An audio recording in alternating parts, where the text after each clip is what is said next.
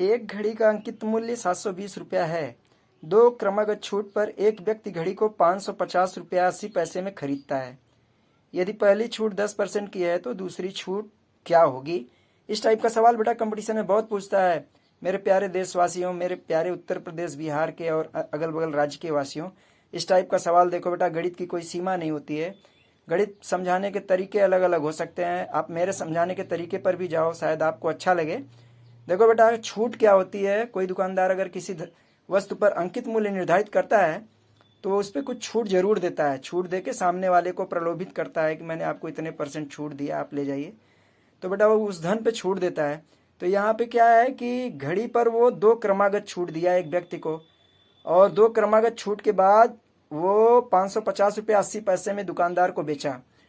अगर आपसे पूछा जा रहा है कि यदि पहली छूट वो 10% की दी थी तो दूसरी छूट कितने की दी होगी जब वो 550 रुपये 80 पैसे में बेचा होगा?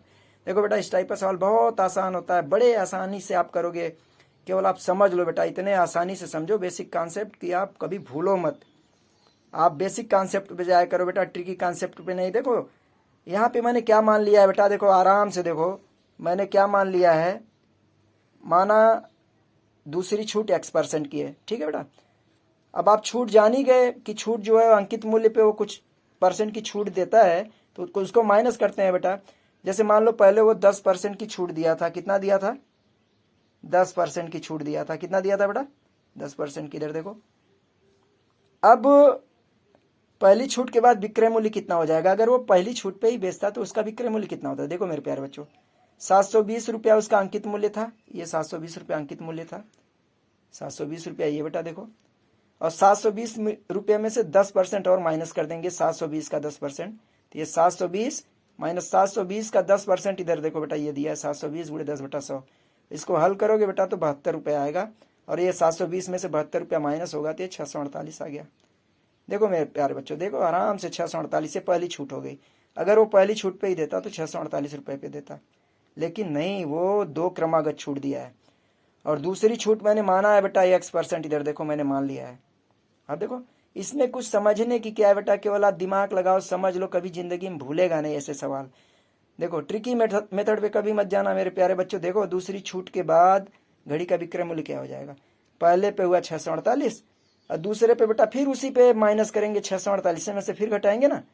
648 माइनस 648 का X%। देखो बेटा 648 गुणे X/100 मैंने किया है। देखो ये, अब ये 648 में 100 का भाग करोगे बेटा तो 6.48 X ये आ जाएगा बेटा। इधर X है, और 648 माइनस 6.48 X देखो मैंने कर दिया।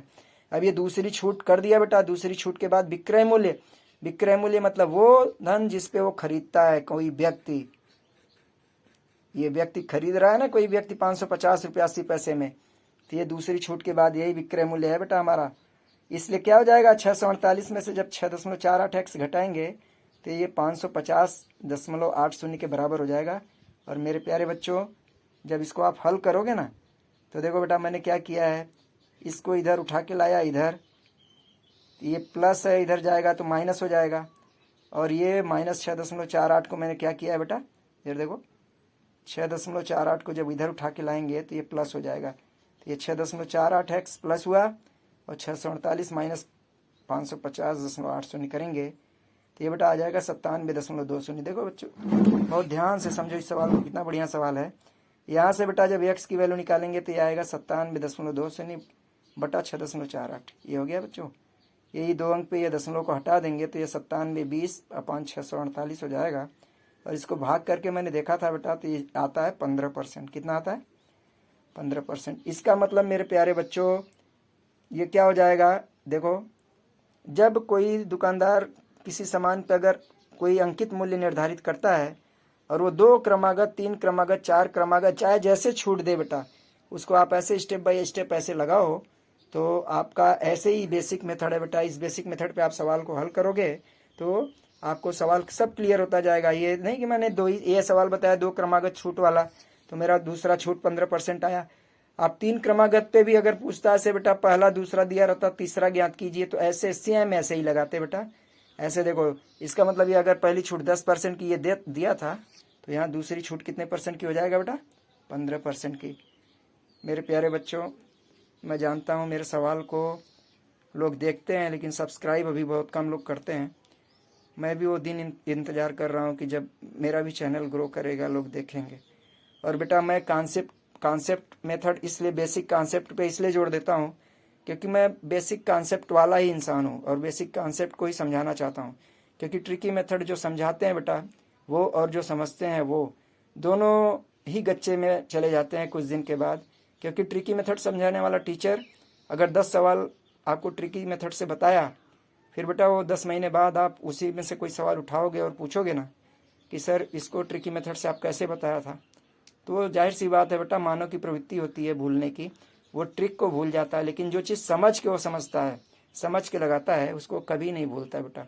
तो ये आप कोई चीज़ अगर आपको याद भी करना है ना तो उसको आप समझो बेटा। याद करने की सबसे अच्छी विधि अगर कोई है तो उसको समझना। तो आप बेसिक कॉन्सेप्ट से अगर कोई चीज़ समझ के लगाते हो बेटा तो ज़िंदगी में आपको भूलता नहीं है। इस टाइप का सवाल देखने के लिए आप सबका बहुत बहुत धन्यवाद। देखो बेटा मैं सारा सवाल आपको स्क्रीन पे दिखा दे रहा हूँ।